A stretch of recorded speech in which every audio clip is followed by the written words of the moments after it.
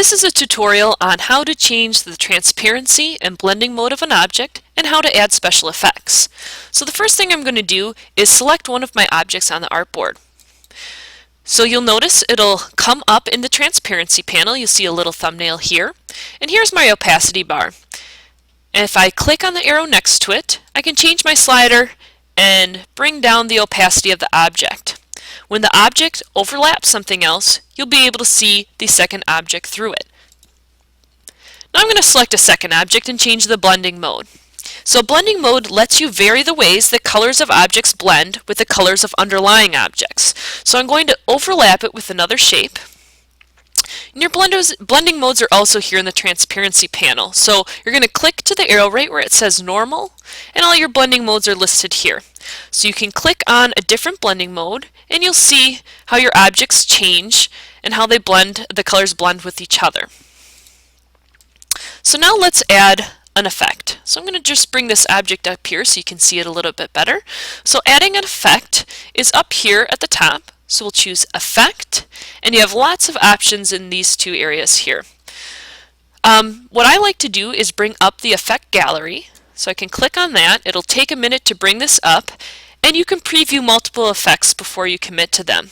So there's different folders with different types of effects, and you can click on them, and you'll see a preview over here.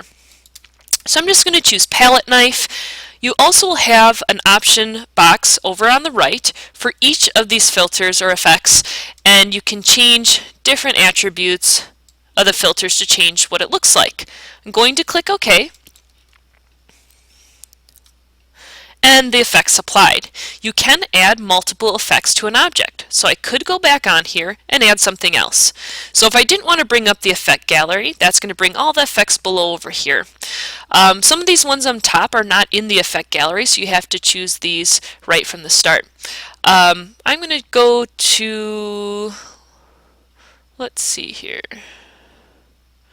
I'm going to do Stylize and choose Drop Shadow. So I already have one filter on, or one effect on here, and I'm going to add a drop shadow as well. So right now I can't see the effect, but in my dialog box here I want to just click where it says Preview. It'll take a second, and now the drop shadow shows up, so I can preview it and change anything I want to change. I can click OK. Alright, now what you can do is bring up your appearance panel. I'm just going to move this right here. And with the object selected, you'll see all the attributes of that specific object. So it shows me that I have a palette knife effect and a drop shadow effect, and then my opacity is at 100%, and I'm at lighten for the blending mode. Now if I change my mind about one of these effects, I can click on it and hit the trash can and delete it.